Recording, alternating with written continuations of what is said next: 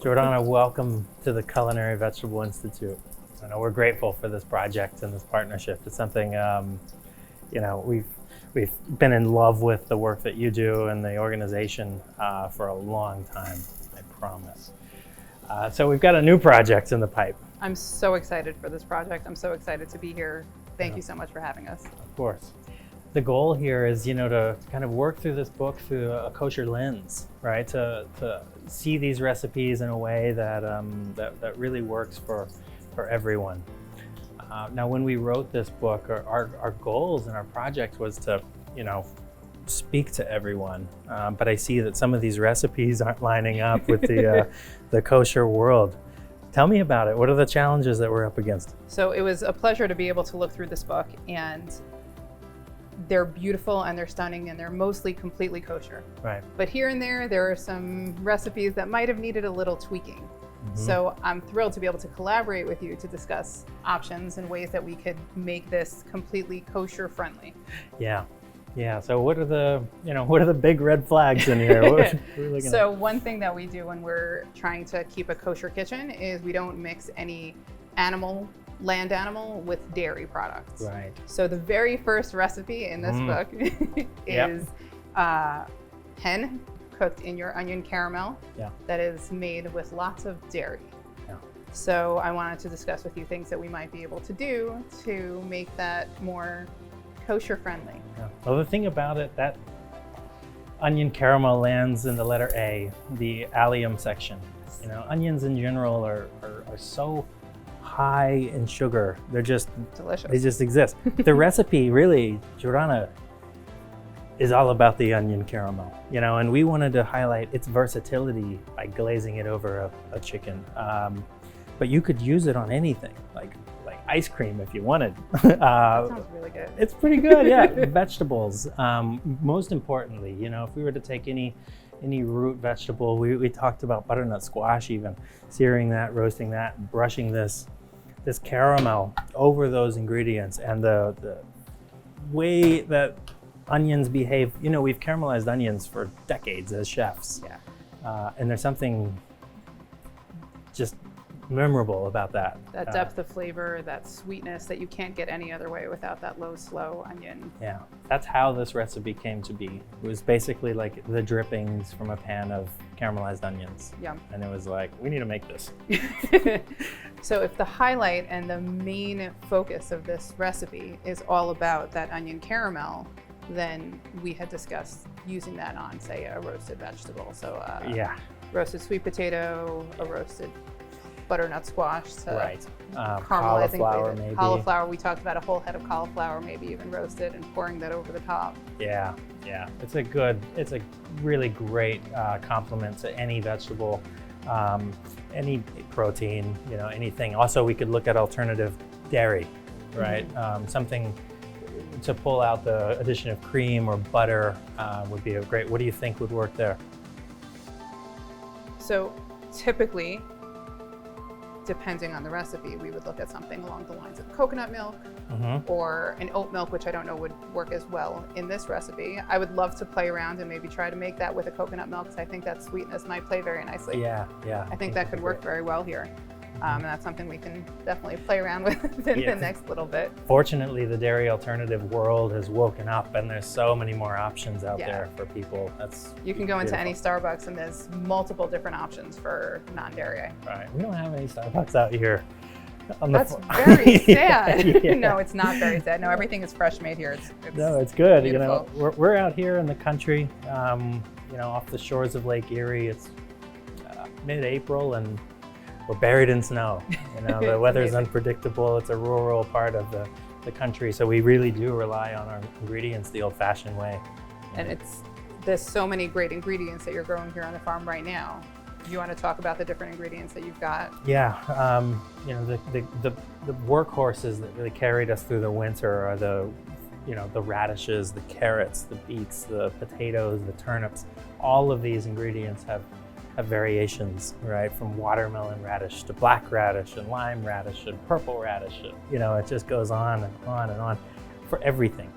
Coming up, the next thing we get to see is things like asparagus. We get to go into that Spring section of the recipes. We get to see peas, like the recipe pictured on the back of the book. We start to see things like so stunning, like like ramps and delicate little lettuces and leaves, and can't wait for spring. What is your favorite preparation for the different types of radishes that you're growing now? Right now, this time of year, the radishes lend themselves so well to raw application. They're just a bunch of flavor and a lot of water and a lot of sugar. They're refreshing. There's juice coming out of it as you cut into that. Yeah, it really is. It's just these beautiful, simple things. I think these salads, these radishes make for great salads, which is one of the main focuses in this book on this section of radish. In general, the recipes, you might find some of them to be really complicated and some of them to be very simple, but all of them are to serve as a guide, a way to just think about a vegetable differently. Consider juicing an onion and reducing the juice.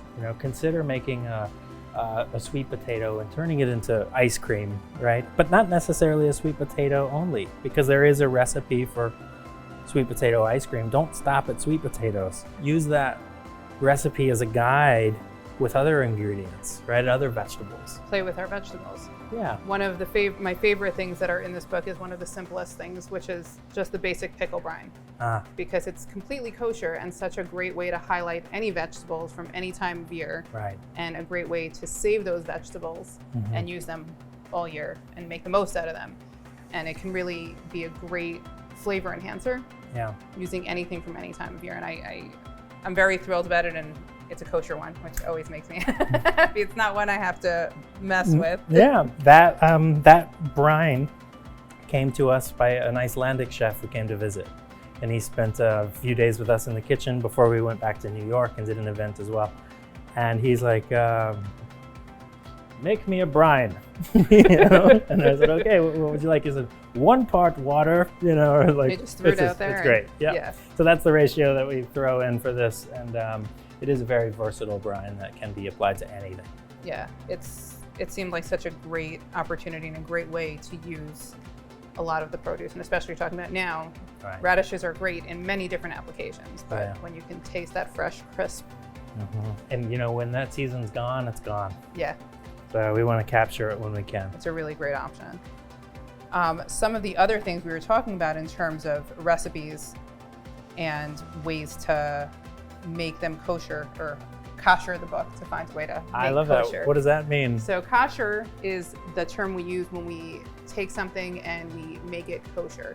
So if we were to take a pot that was not used for kosher and turn it into a pot for kosher use, it would go through a process that would be the koshering process. So we're going to go through a koshering process of your book, and you're going to help me with that, so I can make sure that the recipes are still the essence of what you envision and still very veggie forward, and farm forward, but still being able to be accessible to everybody. So I know we had talked about your tomato soup. That smoky tomato soup has a smoky flavor. I believe it was bacon, but a delicious creaminess from heavy cream and butter and all that good stuff. Okay, I'm seeing those problems here. So we had just discussed earlier with the hen and the onion jam, the meat and dairy situation. So we have some bacon, which is beef fry, as options. So I'm curious what your thoughts would be that would make bacon, but we would still have to find a non-dairy option because this is still a meat product. Yep. You could either eliminate the bacon or eliminate the dairy, but those two, like, we're back at it. We're looking at alternatives for dairy with the addition of a smoked beef product. Yeah, I think it'd be a great addition to the soup. There's no reason why we're not after the the pork flavor of bacon per se. We're after the smoke. Right. You know, we're after the salt. We're after the fat. And if those three components can be found in another ingredient, then yeah, I think this would be a great addition. So if we were to use a beef fry, we would have to find an alternative for the dairy. For the dairy, yeah. Do you have any thoughts of what you would imagine for a non-dairy way to make that? We lean back into those non-dairy, creamers basically. Like we look at coconut milk or something with the tomato might be an interesting kind of play. You know, tomato's a fruit. Yeah. And we all know coconuts and fruits go really well together. So there may be something there. We may end up changing the flavors, but it could still be delicious. Yeah. And that'll be a fun way to play with this. For sure. In the book, there's also a bunch of recipes, not so many, but a few here and there of actual ingredients where the protein listed is just a not kosher protein. So we don't eat shellfish. Right. So there's a recipe for succotash with crab. Oh, yeah.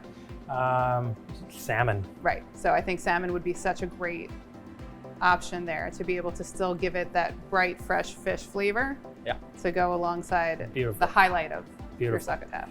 Yeah, the crab is, not a necessary function there. The function of it is, a sort of meaty texture to be found amongst a melange of vegetables, right? So like if we have this big pan of summer veg and we've cooked it off and, you don't even need to fold it in, just top it with a piece of fish even, it's great. Just some cubed salmon even seared just a tiny little bit would be great. Fabulous. So those are the types of things that we're talking about. There are a few ingredients that themselves are kind of hard to find kosher. So I'm going to be looking to see if I can source them in a kosher way or working with you to find ways to recreate that flavor in another way. Do you want to talk about your Exo Sauce? We can, Exo. Tell me about that. Tell me about your Exo Sauce. Exo Sauce was this sort of like elusive, even forbidden sauce in cultures of Asia. It was and very much forbidden in our culture. Yeah, yeah. Developed, for me as an outlet for waste, for overage. And if we had product in any number of abundance, we would serve it and ultimately turn it into something we call Exo Sauce. So Exo Sauce is an outlet for typically seafoods, shellfish, fish, even like trimmed ham, overage, that gets dried, smoked, sometimes gently fried in a chili oil with garlic, and it's this condiment that's shelf stable now. And why I think it's such a magical condiment is, one, because it's made from potential waste. So in anybody's kitchen, globally, utilizing seafood products that are of potential waste and utilizing, garlic and a chili oil and bringing that together to a shelf-stable condiment is great. So I would imagine in the kosher kitchen, there's still seafoods that would apply. So in the kosher kitchen, we do eat fish, but our fish has to have fins and scales and can't be shellfish. Bottom feeders are not something we eat. So I'm hoping that over the next few days, you and I can work on finding some sort of alternative. I love the idea of eliminating waste and using every scrap. I know here you use every bit of vegetable and every bit of everything that you can, and I think that's amazing. Yeah. And I love the idea of doing that with all of our food. I know in the book you have your farm stock, which is terrific because it really can be. There's an actual recipe there, but I assume the idea is really just... It's more of a concept. Right. Yeah. So with the Exo Sauce, that's one of those. I love the idea of that, but the idea of finding a way to bring that into the kosher kitchen is something that I'd love to be able to work with you and figure out ways, because that's a little bit of a trickier one. Yeah, like salmon scraps, cod scraps, surimi scraps. If you I don't know if there's such thing as surimi scraps, but that'd be fabulous. Yeah, the crab with a K, the chopped up bits in the bag. I mean, that would be great. Yes. That would be great. It'd be a great addition. If it's calling for something, it's just a guide. Okay. It's just a guide. We'll find it and we'll get there. Yeah. I'm excited for it. I love how the book is broken down into the different types of vegetables and how it's really separated by how they grow, how they break down. Even from a nutritional standpoint, it's a really great educational tool, Yeah. but delicious and stunning as well. You know, the 600 or 700 pages of vegetables in this book. 641 pages to be exact. I Okay. believe. Well, don't be fooled. You know, there's really not a, like, you know, it's not a bacon book. No, it is not. Really I think is. there's only 2 bacon recipes. Right. It's a vegetable forward, you know, comprehensive guide to vegetables. And I think That's one of the reasons I think it's going to be such a great collaboration between us, because it really is vegetable forward, which is something, at least from our standpoint, that we can really do a lot with. Right. And really highlights what you grow here and what hopefully we can then bring together to everybody. I'm so excited. Me too. Well, let's get koshering. Let's get koshering. So we've been working on these sweet potatoes in an effort to put the onion jam and see how that would work as an alternative to that option. Blackened. Yeah, let's do it. You want to do it? Yeah, let's do it. All right. Do we have you want to put it on a plate and pour it over, or you want to do it right here? Can I pour it over? Oh, we can't actually pour it over onto the pan. Yeah, no, we don't want So to. we need to put it on a plate or in a separate pan, and then Yeah. how can we do this? Yeah, I think so. As a pan? Oh. Well, do you want to? That works. It's not kosher either way, so you want to put it in? Yeah. Yeah. And then So you know how dark we took those chickens? those hens in the book are blackened. Yeah, we take them in a broiler dark, the exterior of it, and then just glaze it on. Fortunately, you know, when you start to get into like hard caramelization, you find these like bitter notes, and that's why the caramel exists. You know, it's why it's here. It's it's a balance, and inside that is a beautiful sweet potato, and it's ready for, you know, really ready to receive this. And I'm excited to bring these two ingredients together. Let's see what happens here. Now it's just a glaze. Beautiful glaze. Yeah. Caramel glaze made from onions being beautifully poured over sweet potatoes. You could, you know, you could put this back in the broiler and just keep layering it on. Right. You know, like some ducks are lacquered and things like that. You just flash it back in the oven, give it another glaze, do it again, and just let that sort of start to really stick to it and shine. And yeah, it's beautiful. And maybe a little salt and done. I think that's terrific, and it's great that we can highlight the onion rather than the hen, because I think so many other books out there are highlighting the animal, right? And that's really not what this is about. This is really it's about the onion. About the onion jam, which I think is terrific. You want to cut into the sweet potato and see? Yeah, let's see. Can I use my fingers? Go right ahead. This is your kitchen. Yeah. It's beautiful. I would sort of dip it in. Is that the I'm just saying. A little salt would go a long way here. You know, you have a sweet potato, you have a sweet, sweet onion caramel, and that's beautiful. Thank you. All right. May I? Please. Okay.